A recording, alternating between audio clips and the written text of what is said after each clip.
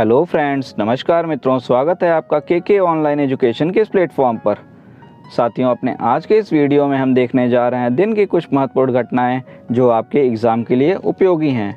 आप किसी भी एग्ज़ाम की तैयारी कर रहे हों, ये वीडियो आपके लिए महत्वपूर्ण है, इसलिए वीडियो को लास्ट तक ज़रूर देखिएगा, जिससे हर एक क्वेश्चन के बारे में आपको पता चल जाए।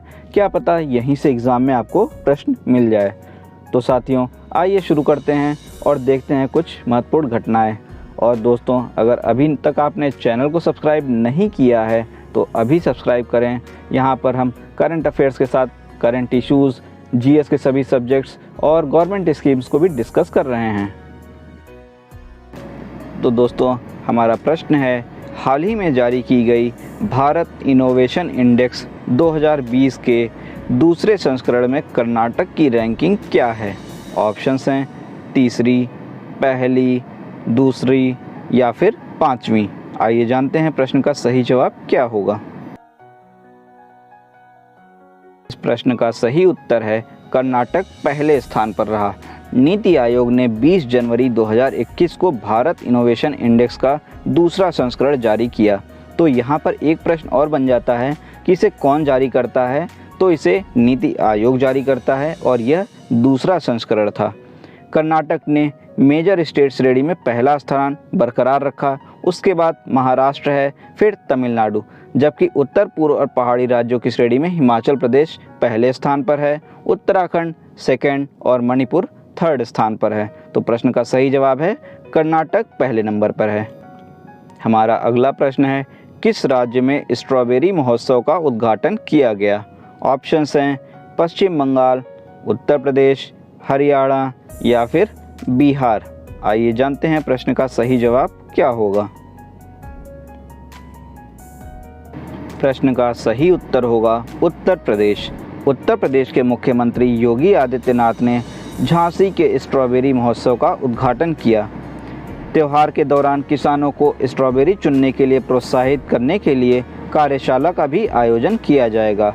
झांसी में स्ट्रॉबेरी की खेती को प्रोत्साहित करने के लिए एक कार्य योजना भी बनाई गई है।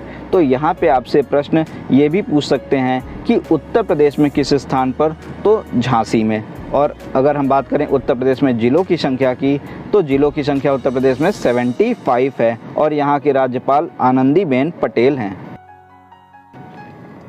हमारा अगला प्रश्न है, जनवरी 2021 में डीआरडीओ ने भू खतरे प्रबंधन के लिए निम्नलिखित में से किसके साथ समझौते ज्ञापन पर हस्ताक्षर किए हैं? ऑप्शंस हैं विदेश मंत्रालय, आवास और शहरी मामलों के मंत्रालय, भारतीय राष्ट्रीय राजमार्ग प्राधिकरण और सड़क परिवहन और राजमार्ग मंत्रालय। आइए जानते हैं प्रश्न का सही जवाब क्या होगा। और साथियों, अगर अभी तक आपने चैनल को सब्सक्राइब नहीं किया है तो अभी सब्सक्राइब कर दें। आइए देखते हैं प्रश्न का सही उत्तर क्या है। प्रश्न का सही उत्तर है सड़क परिवहन और राजमार्ग मंत्रालय। सड़क परिवहन और राजमार्ग मंत्रालय तथा रक्षा अनुसंधान और विकास संगठन ने एक समझौता ज्ञापन पर हस्ताक्षर किया है। वे तकनीक आदान प्रदान के क्षेत्र में सहयोग को मजबूत करेंगे तथा सतत भू खतरे प्रबंधन पर भी सहयोग करेंगे। तो प्रश्न का सही जवाब होगा सड़क परिवहन और राजमार्ग मंत्रालय। आइए आगे बढ़ते हैं और देखते हैं हमारा अगला प्रश्न। हमारा अगला प्रश्न है, विशेष रूप से नागरिकों और छात्रों के बीच नवाचार की संस्कृति को बढ़ावा देने के उपायों पर सुझाव देने के लिए एक राष्ट्रीय स्टार्टअप सलाहकार परिषद का गठन किया गया है। इस परिषद में कितने सदस्य हैं? 30, 29, 28 या फिर 26? प्रश्न का सही उत्तर है 28। नेशनल स्टार्टअप एडवाइजरी काउंसिल का गठन किया गया है, जिसमें बायजूस के संस्थापक रविंद्रन और अन्य भी शामिल किए गए हैं। इन्हें गैर आधिकारिक सदस्य के रूप में नामित किया गया है। इस 28 सदस्यीय परिषद को विशेष रूप से नागरिकों और छात्रों के बीच में नवाचार की संस्कृति को बढ़ावा देने के उपायों पर सुझाव देने के लिए बनाया गया है। इन सदस्यों का कार्यकाल 2 वर्ष की अवधि के लिए होगा। तो सही उत्तर होगा 28 सदस्य हैं। आइए आगे बढ़ते हैं और देखते हैं हमारा अगला प्रश्न। और साथियों, अगर आपको वीडियो पसंद आ रहा है तो इसे लाइक करना ना भूलिएगा। हमारा अगला प्रश्न है, भारतीय रेलवे ने नेताजी सुभाष चंद्र बोस की 125वीं जयंती समारोह के पहले निम्नलिखित में से किस ट्रेन का नाम नेताजी एक्सप्रेस कर दिया है? ऑप्शंस हैं हावड़ा कालका mail, Azad Hind express, Arunachal express या फिर दार्जिलिंग मेल। आइए जानते हैं सही जवाब क्या है। इस प्रश्न का सही उत्तर है हावड़ा कालका मेल।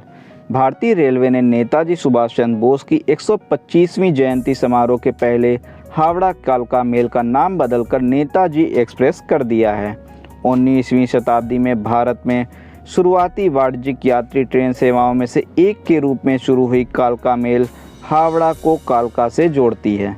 कहा जाता है कि 1941 में कोलकाता में अपने घर से भागने के बाद बोस ने बिहार के गोमो से यह ट्रेन ली थी। तो सही जवाब है हावड़ा कालका मेल। साथियों, उम्मीद है आपने चैनल को अभी तक सब्सक्राइब कर दिया होगा। आइए देखते हैं हमारा अगला प्रश्न क्या है। उपयोगकर्ताओं के चेहरे को प्रमाणित करने के लिए निम्नलिखित में से किसने चेहरे की पहचान के लिए पेटेंट हासिल किया है जो हीट मैप्स का उपयोग करता है? सैमसंग, एप्पल, ओप्पो या फिर हुआई।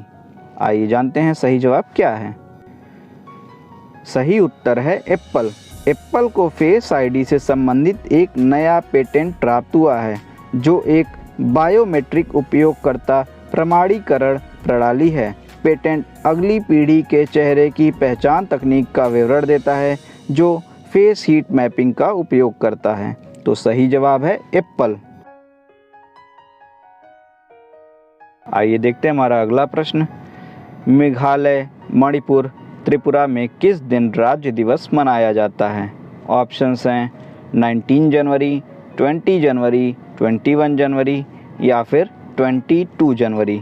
आइए देखते हैं प्रश्न का सही जवाब क्या होगा। सही उत्तर है 21 जनवरी। मेघालय, मणिपुर और त्रिपुरा में 21 जनवरी को राज्य दिवस मनाया जाता है। पूर्वोत्तर क्षेत्र पुनर्गठन अधिनियम 1971 के तहत त्रिपुरा, मणिपुर और मेघालय ने 21 जनवरी 1972 को राज्य का दर्जा प्राप्त किया था। अक्टूबर 1949 में त्रिपुरा और मणिपुर की रियासतों को भारत में मिला लिया गया था। हमारा अगला प्रश्न है। कैबिनेट ने 850 मेगावाट की रैटल हाइड्रो इलेक्ट्रिक परियोजना के लिए 5200 करोड़ रुपए से अधिक के निवेश के लिए अपनी मंजूरी दी है। यह परियोजना किस नदी पर स्थित है? ऑप्शंस हैं चिनाब, झेलम, जस्कर या फिर व्यास। साथियों, उम्मीद है आपने चैनल को ज़रूर सब्सक्राइब कर दिया होगा और वीडियो पसंद आ रहा है तो इसे लाइक करना ना भूलिएगा। सही उत्तर है चेनाब। यह जम्मू और कश्मीर में किश्तवाड़ में चेनाब नदी पर स्थित है। National Hydroelectric Power Corporation और Jammu Kashmir State Power Development Corporation Limited की यह नई संयुक्त उद्यम कंपनी होगी। तो प्रश्न का सही उत्तर है चेनाब के लिए। देखते हैं हमारा अगला प्रश्न। जनवरी 2021 के अंतिम सप्ताह में बड़े पैमाने पर संयुक्त सैन्य अभ्यास एक्साइज कवच का आयोजन निम्न में से किस कमांड के तहत किया जाएगा? पूर्वी कमांड, मध्य कमांड, अंडमान और निकोबार कमांड या फिर उत्तरी कमांड। इस प्रश्न का सही उत्तर है अंडमान और निकोबार कमांड। इस अभ्यास में सेना, नौसेना, वायुसेना तथा तटरक्षक बल की संपत्ति शामिल होगी। इस त्रिसेवा अभ्यास का लक्ष्य संयुक्त युद्ध लड़ने की क्षमताओं को ठीक करना है और परिचालन तालमेल को बढ़ाने की दिशा में एसओपी है। तो प्रश्न का सही जवाब है अंडमान और निकोबार कमांड। आइए आगे बढ़ते हैं और देखते हैं हमारा अगला प्रश्न क्या है। हमारा अगला प्रश्न है। निम्नलिखित में से किसने समारा कैपिटल से एक अज्ञात राशि के लिए भारतीय विधि डाटा प्रदाता कोजेनेसिस इंफॉर्मेशन सर्विसेज लिमिटेड का अधिग्रहण किया है? ऑप्शंस हैं Bombay stock exchange, national stock exchange, Kolkata stock exchange या फिर इंडिया इंटरनेशनल एक्सचेंज। आइए देखते हैं प्रश्न का सही जवाब क्या होगा। इस प्रश्न का सही उत्तर है नेशनल स्टॉक एक्सचेंज। कोजेनेसिस अपने कोजेनेसिस स्टेशन के माध्यम से ट्रेडिंग क्लाइंट को भारत में वास्तविक समय के बाजार आंकड़े और वित्तीय समाचार प्रदान करता है। तो प्रश्न का सही उत्तर होगा नेशनल स्टॉक एक्सचेंज। और साथियों, अगर अभी तक आपने चैनल को सब्सक्राइब नहीं किया है तो अभी सब्सक्राइब कर लें, और अगर अब वीडियो आपको पसंद आ रहा है तो इसे लाइक करना ना भूलिएगा। आइए आगे बढ़ते हैं।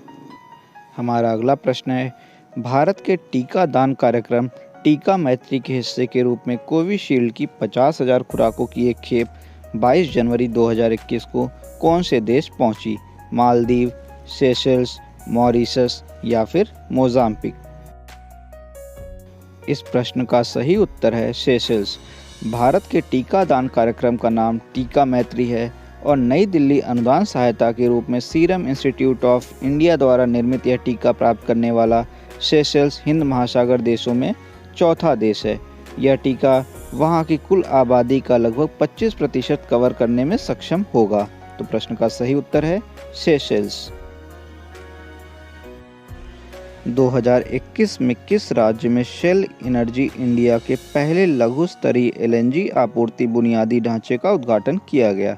ऑप्शंस हैं गुजरात, महाराष्ट्र, असम या फिर त्रिपुरा। आइए जानते हैं इस प्रश्न का सही उत्तर क्या होगा। सही उत्तर है गुजरात। केंद्रीय पेट्रोलियम, प्राकृतिक गैस और इस्पात मंत्री धर्मेंद्र प्रधान ने 20 जनवरी 2021 को शेल एनर्जी इंडिया के पहले लघु स्तरीय एलएनजी आपूर्ति बुनियादी ढांचे का गुजरात के हाजिरा में उद्घाटन किया। यह एलएनजी की आपूर्ति करके शेल प्राकृतिक गैस आपूर्ति की पेशकश को बढ़ाएगा। आइए देखते हैं हमारा अगला प्रश्न क्या है। जनवरी 2021 में निम्न में से किसने भारतीय दूरसंचार सेवा प्रदर्शन संकेतक रिपोर्ट जारी किया है? बीएसएनएल, नीति आयोग, भारतीय दूरसंचार नियामक प्राधिकरण, cellular operators association of India.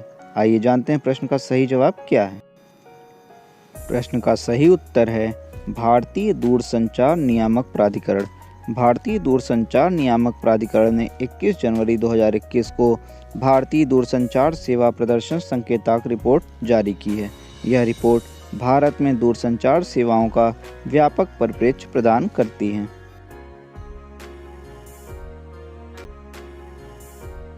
दोस्तों, उम्मीद है आपको वीडियो पसंद आया होगा।